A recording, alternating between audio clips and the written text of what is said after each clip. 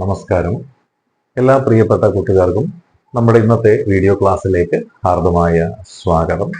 നമ്മൾ ഇന്ന് പഠിച്ചുകൊണ്ടിരിക്കുന്നത് കഴിഞ്ഞ ദിവസങ്ങളിൽ പഠിച്ചതിന്റെ തുടർച്ചയായിട്ടുള്ള കാര്യങ്ങൾ തന്നെയാണ്. എന്ന് വെച്ചാൽ എന്താണ്, നമ്മുടെ കേരളത്തിലെ നവോത്ഥാന നായികമാരിൽ പ്രധാനപ്പെട്ട, അതല്ലെങ്കിൽ ശ്രദ്ധേയമായ സ്ഥാനവും പദവിയും എല്ലാം അലങ്കരിച്ച, ബഹുജനങ്ങളുടെ സ്നേഹ ബഹുമാനങ്ങൾ ഏറ്റുവാങ്ങിയ ഒരു 3 വ്യക്തികളെ കുറിച്ചാണ്.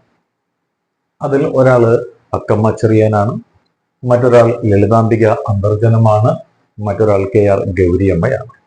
അപ്പോൾ ഈ 3 പേരും സമൂഹം ഒരുപാട് സ്നേഹ ബഹുമാനങ്ങൾ കൊടുത്ത് ആദരിക്കുന്ന വ്യക്തിത്വങ്ങളാണ്. അപ്പോൾ എന്താണ് ഇവരെ കുറിച്ച് നമുക്ക് പഠിച്ച് മനസ്സിലാക്കുവാനുള്ളത് എന്ന് നമുക്കൊന്ന് നോക്കാം. അതിൽ ആദ്യമായി നോക്കിയാൽ അക്കമ്മ ചെറിയാനാണ്. അക്കമ്മ ചെറിയാനാരാണ്? 1909 കാഞ്ഞിരപ്പള്ളിയിൽ ജനിച്ച വ്യക്തിയാണ് അക്കമ്മ ചെറിയാൻ.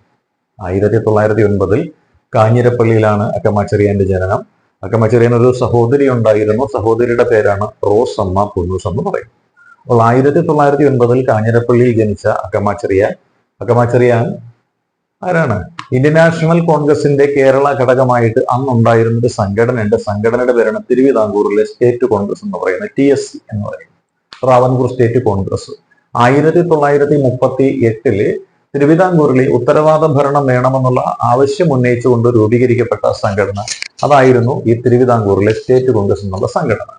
അപ്പോൾ ആ തിരുവിതാംകൂർ സ്റ്റേറ്റ് കോൺഗ്രസ് ഉത്തരവാദ ഭരണം വേണമെന്ന് പറഞ്ഞൊരു പ്രക്ഷോഭം ആരംഭിച്ചപ്പോൾ ഭരിക്കുന്ന ആളുകൾക്ക് ഉത്തരവാദിത്വം ഇല്ല എന്ന ഒരു ചിന്ത ഭരണകർത്താക്കൾക്ക് ഉണ്ടാവുകയും അങ്ങനെ ഈ തിരുവിതാംകൂർ സ്റ്റേറ്റ് കോൺഗ്രസ് എന്നുള്ള സംഘടനയുടെ പ്രസിഡന്റ് പദവിയിലിരുന്ന ആളുകളെല്ലാം തൂത്തുപെറുക്കി ജയിലിലിട്ടു. അതായത് 12ഓളം പ്രസിഡന്റുമാർ ഈ കാലത്ത് തിരുവിതാംകൂർ സ്റ്റേറ്റ് കോൺഗ്രസിനുണ്ടായി. 11 പേരെയും ജയിലിൽ അടച്ചു കഴിഞ്ഞപ്പോൾ 12ാമത് സ്ഥാനം അലങ്കരിക്കുവാൻ വന്നത് നമ്മുടെ അക്കമ്മ ചെറിയാനാണ്. അപ്പോൾ അക്കമ്മ ചെറിയാൻ തീരുമാനിച്ചു, ഈ സംഘടന തിരുവിതാംകൂർ സ്റ്റേറ്റ് കോൺഗ്രസ് എന്നുള്ള സംഘടന നിരോധിക്കപ്പെട്ടിരിക്കുകയാണ്. അപ്പോൾ ഈ സംഘടനയുടെ നിരോധനം എന്ത് ചെയ്യണം? നീക്കണം. അതേപോലെ ഉത്തരവാദ ഭരണത്തിന് വേണ്ടിയുള്ള പ്രക്ഷോഭം മുന്നോട്ട് കൊണ്ടുപോകണം. അതുകൊണ്ട് അക്കമ്മ ചെറിയാൻ ഒരു തീരുമാനമെടുത്തു. തിരുവിതാംകൂറിലെ മഹാരാജാവിനെ നേരിൽ ചെന്ന് കണ്ട് നിവേദനം സമർപ്പിക്കുവാനായിട്ട് തീരുമാനിച്ചു. ഉത്തരവാദ ഭരണം നൽകണമെന്നുള്ള ആവശ്യം ഉന്നയിച്ചുകൊണ്ടുള്ള നിവേദനം നൽകുക, അതോടൊപ്പം തന്നെ തിരുവിതാംകൂർ സ്റ്റേറ്റ് കോൺഗ്രസിന്റെ നിരോധനം നീക്കുക, തിരുവിതാംകൂർ സ്റ്റേറ്റ് കോൺഗ്രസിന്റെ മുൻ പ്രസിഡന്റുമാർ 11 പേരെ പിടിച്ച് തടങ്കലിൽ അടച്ചിട്ടുണ്ട്, അവരെ മോചിപ്പിക്കുക. ഈ ആവശ്യങ്ങളെല്ലാം മനസ്സിൽ ചിന്തിച്ചുകൊണ്ട് അക്കമ്മ ചെറിയാൻ നേരെ തിരുവനന്തപുരത്തേക്ക് ചെല്ലുകയാണ്. തിരുവനന്തപുരത്ത് തമ്പാനൂർ എന്ന സ്ഥലമുണ്ട്. നമ്മുടെ KSRTC സ്റ്റാൻഡും അതേപോലെ തന്നെ റെയിൽവേ സ്റ്റേഷനും ഒക്കെ നിലനിൽക്കുന്ന ആ പ്രദേശമാണ് തമ്പാനൂർ. ആ തമ്പാനൂരിലെത്തി അക്കമ്മ ചെറിയാൻ തീരുമാനിച്ചു ഒരു മാർച്ച് നടത്താനായിട്ട് തീരുമാനിച്ചു. അപ്പൊ കവടിയാർ കൊട്ടാരത്തിലേക്കാണ് മാർച്ച് നടത്താൻ തീരുമാനിക്കുന്നത്. മാർച്ചിന് അക്കമ്മ ചെറിയാൻ തയ്യാറായപ്പോൾ അവിടെയുള്ള പട്ടാള മേധാവികളും പട്ടാളക്കാരും എല്ലാം ആയുധങ്ങളുമായിട്ട് വരികയാണ്. തോക്കുൾപ്പെടെയുള്ള ആയുധങ്ങളുമായിട്ട് വന്ന് അക്കമ്മ ചെറിയാനോട് പറയുകയാണ്, നിങ്ങൾ ഒരടി മുന്നോട്ട് വെച്ചു കഴിഞ്ഞാൽ നിങ്ങളുടെ കൂടെയുള്ള ജനക്കൂട്ടത്തെ നിങ്ങളെ ഞങ്ങൾ വെടിവെച്ച് കൊന്നുകളയുമെന്ന് പറഞ്ഞു. ഉടനെ അക്കമ്മ ചെറിയാൻ പറഞ്ഞ മറുപടിയാണത്, നിങ്ങൾ ജനക്കൂട്ടത്തെ വെടിവെക്കുന്നതിനും ആദ്യം എന്റെ നെഞ്ചിലേക്ക് വെടിവെക്കൂ, അതിനുശേഷം മാത്രം നിങ്ങൾ ജനക്കൂട്ടത്തെ വെടിവെച്ചാൽ മതി എന്ന രീതിയിൽ നിങ്ങൾ വെടിവെച്ചു കഴിഞ്ഞാൽ ഞങ്ങൾ പിരിഞ്ഞു പോവുകയില്ല എന്നും ഈ നിവേദനം ഞങ്ങൾ കൊടുക്കുവാനായിട്ട് കൊണ്ടുവന്നിട്ടുള്ളത് തിരുവിതാംകൂറിലെ ശ്രീ ചിത്തിര തിരുനാൾ ബാലരാമവർമ്മ മഹാരാജാവിനാണെങ്കിൽ അത് കൊടുക്കുക തന്നെ ചെയ്യും, അതല്ലെങ്കിൽ കൊടുക്കാൻ പോകുന്ന വഴിയിൽ പോലീസിന്റെ വെടിയേറ്റ് മരിക്കുക ചെയ്യും എന്ന ഒരു ശപഥമെടുത്ത വ്യക്തിയാണ് നമ്മുടെ അക്കമ്മ ചെറിയാൻ. ഇതോടുകൂടി എന്താണ്, ഈ പട്ടാളവും പോലീസും ഒക്കെ ഒന്ന് വരണ്ടു, രാജാവിനെ വിവരമറിയിച്ചു. ഒരു കൂട്ടക്കൊലപാതകം ഒഴിവാക്കുന്നതിന് രാജാവിന് എന്താണ് താല്പര്യമുണ്ടായിരുന്നു. അതുകൊണ്ട് രാജാവ് അക്കമ്മ ചെറിയാന്റെ നിവേദനം സ്വീകരിക്കുവാനായിട്ട് തീരുമാനിച്ചു. അങ്ങനെ മഹാരാജാവിൽ നിന്ന് നിവേദനമെല്ലാം സ്വീകരിച്ചു. തിരുവിതാംകൂർ സ്റ്റേറ്റ് കോൺഗ്രസിന്റെ നിരോധനം നീക്കം ചെയ്തു. അക്കമ്മ ചെറിയാൻ മഹാരാജാവുമായിട്ട് കണ്ട് സംസാരിച്ചതിന്റെ അടിസ്ഥാനത്തിൽ തിരുവിതാംകൂർ സ്റ്റേറ്റ് കോൺഗ്രസിന്റെ ആ ഒരു നിരോധനമൊക്കെ നീക്കം ചെയ്തു എന്നുള്ളത് വാസ്തവമാണ്. ഈ ഒരു സംഭവത്തോടു കൂടിയാണ് അക്കമ്മ ചെറിയാൻ തിരുവിതാംകൂറിലെ ഝാൻസി റാണി എന്ന പേരിൽ അറിയപ്പെട്ടു തുടങ്ങിയത്. അപ്പൊ തിരുവിതാംകൂറിലെ ഝാൻസി റാണി എന്ന അക്കമ്മ ചെറിയാനെ വിശേഷിപ്പിക്കുവാൻ കാരണമായ സംഭവം എന്താണ് എന്ന് ചോദിച്ചാൽ അതെന്താണ്, ഈ തമ്പാനൂരിൽ നിന്നും കവടിയാറിലേക്കുള്ള മാർച്ചാണ്. അതേപോലെ തന്നെ ഇവരെ വിളിക്കുന്ന മറ്റൊരു പേരാണ് ജോവാൻ ഓഫ് ആർക്ക് എന്ന് വിശേഷിപ്പിക്കുന്നുണ്ട്. ജോവാൻ ഓഫ് ആർക്ക്, അതായത് ഈ ജോവാൻ ഓഫ് ആർക്ക് എന്ന് പറയുന്നവർ നമ്മൾ വിളിക്കുന്ന മറ്റൊരു പേരാണ് മേഡ് ഓഫ് ഓർലിയൻസ് എന്ന് പറയാറുണ്ട്. കാര്യം ഈ നമ്മുടെ ഒരു നൂറ്റാണ്ട് യുദ്ധം നടന്ന ഒരു കാലയളവുണ്ട്. 1337 മുതൽ 1453 വരെയുള്ള ഒരു കാലയളവിൽ ഇംഗ്ലണ്ടും ഫ്രാൻസും തമ്മിൽ നടന്ന യുദ്ധത്തിനെയാണ് നമ്മൾ ഒരു നൂറ്റാണ്ട് യുദ്ധം എന്ന് വിശേഷിപ്പിക്കുന്നത്. ഈ നൂറ്റാണ്ട് യുദ്ധത്തിൽ ഓർലിയസ് എന്ന് പറയുന്ന ഒരു പ്രദേശം പിടിക്കുവാനായിട്ട് ബ്രിട്ടീഷ് ആർമി വന്നപ്പോൾ അതിനെ ചെറുക്കുവാനായിട്ട് ഫ്രഞ്ച് ഭരണകൂടത്തിന് സാധിക്കാതെ വന്നപ്പോൾ നാട്ടുകാരായ സുഹൃത്തുക്കളെ തടുത്തുകൂട്ടിയിട്ട് ഇംഗ്ലീഷുകാർക്കെതിരായിട്ട് ചെറുത്തുനിൽപ്പ് നടത്തിയ ഒരു വനിതയുണ്ട്. അവരുടെ പേരാണ് ജോവാൻ ഓഫ് ആർക്ക് എന്ന പേരിട്ടുകൊണ്ട് വിശേഷിപ്പിക്കുന്നത്. പുരുഷന്മാരെ പോലെ വേഷം ധരിച്ചുകൊണ്ട് യുദ്ധം ചെയ്ത ഒരു വനിതയാണ് ഈ ജോവാൻ ഓഫ് ആർക്ക്. അതേപോലെ പുരുഷന്മാരെ നയിച്ചുകൊണ്ട് പുരുഷന്മാരോടൊപ്പം നിന്നുകൊണ്ട് തിരുവിതാംകൂറിലെ ജനതയുടെ അവകാശത്തിന് വേണ്ടി പോരാടുവാൻ മുന്നിട്ടിറങ്ങിയ അക്കമ്മ ചെറിയാനെ വിശേഷിപ്പിച്ച പേരാണ് തിരുവിതാംകൂറിലെ ജോവാൻ ഓഫ് ആർക്ക് എന്ന പേരിട്ടുകൊണ്ടാണ് വിശേഷിപ്പിക്കുന്നത്. ഈ ഒരു മാർച്ച് 1938 നടന്ന ഈ ഒരു സംഭവം അക്കമ്മ ചെറിയാന്റെ ജീവിതത്തിലെ മറക്കാനാവാത്ത സംഭവമായിരുന്നു. പക്ഷേ നമ്മുടെ കൊല്ലവർഷം എന്ന ഒരു വർഷത്തിലാണ് അക്കമ്മ ചെറിയാൻ ഇത് ഓർത്തു വെച്ചിരിക്കുന്നത്. അതുകൊണ്ട് 1938 എന്ന ആ ഒരു വർഷം കൊല്ലവർഷത്തിലേക്ക് എടുക്കുമ്പോൾ 1114 ആകുന്നത് കൊണ്ട് അക്കമ്മ ചെറിയാൻ എഴുതിയൊരു കൃതിയുടെ പേരാണ് 1114 കഥ എന്നാണ് അറിയപ്പെടുന്നത്. അതേപോലെ അക്കമ്മ ചെറിയാന്റെ ഒരു ആത്മകഥയുണ്ട്. അക്കമ്മ ചെറിയാന്റെ ആത്മകഥയുടെ പേരാണ് ജീവിതം ഒരു സമരം എന്നാണ് ആത്മകഥയുടെ പേര്. വീണ്ടും നമ്മൾ നോക്കിയാൽ അക്കമ്മ ചെറിയാൻ ഒരുപാട് രാഷ്ട്രീയ രംഗത്ത് തഴക്കവും പഴക്കവും ചെന്നൊരു വ്യക്തിയാണ്. ഇവർ 1942 എവിടെയാണ് നമ്മുടെ സ്റ്റേറ്റ് കോൺഗ്രസിന്റെ ആക്ടിംഗ് പ്രസിഡന്റ് എന്ന ഒരു പദവി അലങ്കരിക്കുകയുണ്ടായി. അത് ക്വിറ്റ് ഇന്ത്യ സമരകാലത്താണ്. അതായത് സ്റ്റേറ്റ് കോൺഗ്രസ് എപ്പോഴെല്ലാം പ്രതിസന്ധികൾ നേരിടുന്ന ഒരു ഘട്ടം ഉണ്ടാകുന്നുവോ ആ സമയത്തെല്ലാം അക്കമ്മ ചെറിയാൻ ആരായിരുന്നു? ആ സംഘടനയുടെ തലപ്പത്തേക്ക് കടന്നു വരുവാനായിട്ട് തയ്യാറായ ഒരു വനിതയായിരുന്നു. 1948 കാഞ്ഞിരപ്പള്ളിയിൽ നിന്നും അക്കമ്മ ചെറിയാൻ തിരുവിതാംകൂറിലെ ലെജിസ്ലേറ്റീവ് അസംബ്ലിയിൽ എത്തിപ്പെട്ട് അങ്ങനെ മെമ്പർ ഓഫ് ലെജിസ്ലേറ്റീവ് അസംബ്ലി എന്ന രീതിയിൽ അക്കമ്മ ചെറിയാൻ 1948 തിരഞ്ഞെടുക്കപ്പെടുന്നുണ്ട്. തുടർന്ന് 1952 മത്സരിക്കുന്ന സമയത്ത് അക്കമ്മ ചെറിയാൻ പതുക്കെ എന്താണ് രാഷ്ട്രീയ മേഖലയിൽ നിന്നും മാറിയാണ് നിൽക്കുന്നത്. അതായത് കോൺഗ്രസുമായിട്ട് ഒരൽപ്പം ഇടഞ്ഞു നിന്ന് മത്സരിച്ചു. പക്ഷെ പരാജയമായിരുന്നു വിധി.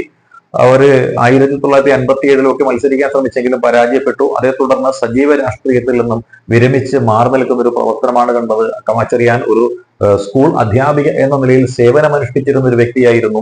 ഈ അക്കമ്മ ചെറിയാനാണ് നമ്മുടെ തിരുവിതാംകൂറിലെ സ്റ്റേറ്റ് കോൺഗ്രസിന്റെ 12ാമത്തെ പ്രസിഡന്റ് പദവി അലങ്കരിച്ചുകൊണ്ട് രാജധാനി മാർച്ച് നടത്തിക്കൊണ്ട് തിരുവിതാംകൂർ സ്റ്റേറ്റ് കോൺഗ്രസിന്റെ മേൽ അടിച്ചേൽപ്പിക്കപ്പെട്ടിരുന്ന നിരോധനം നീക്കം ചെയ്തുകൊണ്ട് തിരുവിതാംകൂർ സ്റ്റേറ്റ് കോൺഗ്രസിനെ പ്രവർത്തന സ്വാതന്ത്ര്യം നേടിക്കൊടുത്ത വനിതയാണ് അക്കമ്മ ചെറിയാൻ എന്ന് പറയുന്നത്. ഈ അക്കമ്മ ചെറിയാന്റെ മാർച്ച്, അതായത് തിരുവിതാംകൂർ സ്റ്റേറ്റ് കോൺഗ്രസിനെ പ്രവർത്തന സ്വാതന്ത്ര്യം നേടിക്കൊടുക്കുന്നതിന് വേണ്ടിയിട്ട് അക്കമ്മ ചെറിയാൻ മാർച്ച് നയിച്ചത് തമ്പാനൂരിൽ നിന്നും കവടിയാർ കൊട്ടാരത്തിലേക്കായിരുന്നു.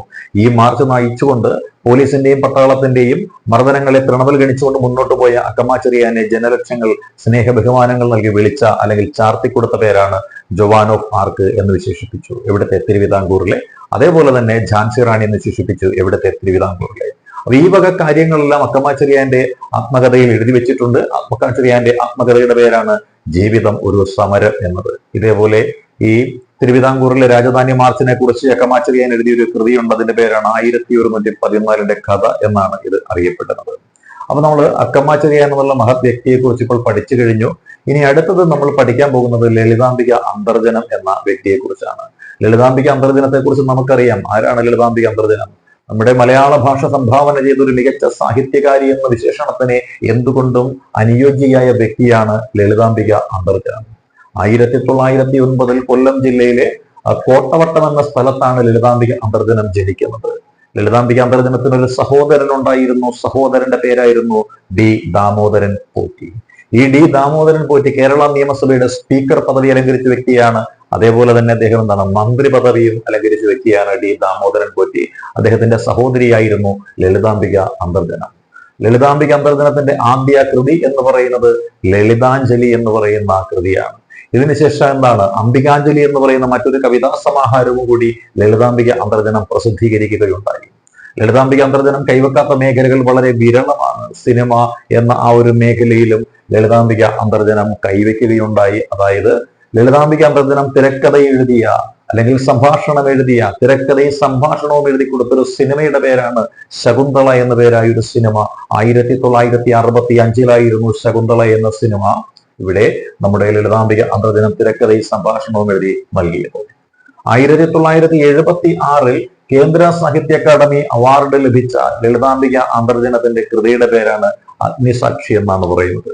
അഗ്നിസാക്ഷി എന്ന കൃതിക്ക് 1976 കേന്ദ്ര സാഹിത്യ അക്കാദമി അവാർഡ് ലഭിക്കുകയുണ്ടായി. ഇതേ വർഷം തന്നെ തൊട്ടടുത്ത വർഷം 1977 ഈ പുരസ്കാരം, അതായത് അഗ്നിസാക്ഷി എന്നുള്ള ഈ കൃതിക്ക് കേരള സാഹിത്യ അക്കാദമിയുടെ പുരസ്കാരവും ലഭിക്കുകയുണ്ടായി.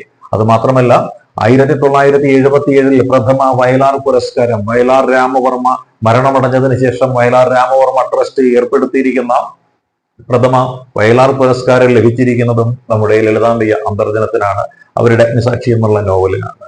ഈ അഗ്നിസാക്ഷി എന്നുള്ള നോവലിന് ഒരു സിനിമയുടെ പശ്ചാത്തലത്തിൽ കൊണ്ടുവന്ന സിനിമ പ്രമേയമാക്കി അവതരിപ്പിക്കുകയുണ്ടായി. ആ സിനിമ സംവിധാനം ചെയ്തത് മറ്റാരുമായിരുന്നില്ല, ശ്യാമപ്രസാദ് ആയിരുന്നു. ഇതിൽ പ്രധാന കഥാപാത്രമായിട്ട് അല്ലെങ്കിൽ പ്രധാന വേഷത്തിൽ അഭിനയിച്ചത് സിനിമാ താരം ശോഭനയായിരുന്നു. ലളിതാംബിക അന്തർജനത്തിന്റെ ഒരു ആത്മകഥയുണ്ട്. അവരുടെ ആത്മകഥയുടെ പേരാണ് ആത്മകഥയ്ക്ക് ഒരു ആമുഖം എന്നത്. ലളിതാംബിക അന്തർജനം നാടകങ്ങൾ എഴുതിയിട്ടുണ്ട്. ലളിതാംബിക അന്തർജനം എഴുതിയിരിക്കുന്ന നാടകത്തിന്റെ പേരാണ് പുനർജന്മം എന്നും വീര സംഗീതം എന്നും. അപ്പൊ പുനർജന്മം എന്നും വീരസംഗീതം എന്നുമുള്ള കൃതികൾ എഴുതിയിരിക്കുന്നത് ആരെന്ന് ചോദിച്ചാൽ അത് നാടകമാണെന്നും അത് എഴുതിയിരിക്കുന്നത് ലളിതാംബിക അന്തർജനമാണെന്നും നമ്മൾ ഓർക്കേണ്ടതുണ്ട്. അതേപോലെ ലളിതാംബിക അന്തർജനം ബാലസാഹിത്യത്തിനും ഒരുപാട് സംഭാവനകൾ നൽകിയ വ്യക്തിയാണ്. കുഞ്ഞോമന എന്ന കൃതിയും അതേപോലെ ഗോസായി പറഞ്ഞ കൃതിയും അത് മറ്റാരുടേതുമല്ല, അത് നമ്മുടെ ലളിതാംബിക അന്തർജനത്തിന്റെ കൃതിയാണ്. 1909 കൊല്ലം ജില്ലയിലെ കോട്ടവട്ടം എന്ന സ്ഥലത്ത് നമ്പൂതിരി കുടുംബത്തിൽ ജനിച്ച വ്യക്തിയാണ് ലളിതാംബിക അന്തർജനം. ലളിതാംബിക അന്തർജനത്തിന്റെ സഹോദരന്റെ പേരായിരുന്നു ഡി ദാമോദരൻ പോറ്റി. കേരള നിയമസഭയിൽ സ്പീക്കറായും മന്ത്രിയായും സേവനമനുഷ്ഠിച്ച വ്യക്തിയാണ് ഡി ദാമോദരൻ പോറ്റി. ലളിതാംബിക അന്തർജനത്തിന്റെ ആദ്യ കൃതിയാണ് ലളിതാഞ്ജലി എന്ന് പറയുന്നത്. പിന്നീട് പ്രസിദ്ധപ്പെടുത്തിയതാണ് അംബികാഞ്ജലി എന്ന് പറയുന്ന ഒരു കൃതി. 1965 പുറത്തിറങ്ങിയ ശകുന്തള എന്ന സിനിമ, അതിന്റെ തിരക്കഥയും സംഭാഷണവും നിർവഹിച്ചത് ലളിതാംബിക അന്തർജനമായിരുന്നു. ലളിതാംബിക അന്തർജനം എഴുതിയ അഗ്നിസാക്ഷി എന്നൊരു നോവലുണ്ട്. ആ നോവലിന് 1976 കേന്ദ്ര സാഹിത്യ അക്കാദമി അവാർഡ് ലഭിക്കുകയുണ്ടായി. ഇതേ കൃതിക്ക് തന്നെ 1977 കേരള സാഹിത്യ അക്കാദമി അവാർഡ് ലഭിക്കുകയുണ്ടായി. അതേപോലെ തന്നെ 1977 പ്രഥമ വയലാർ പുരസ്കാരം ലഭിച്ചതും അഗ്നിസാക്ഷി എന്ന കൃതിക്കാണ്.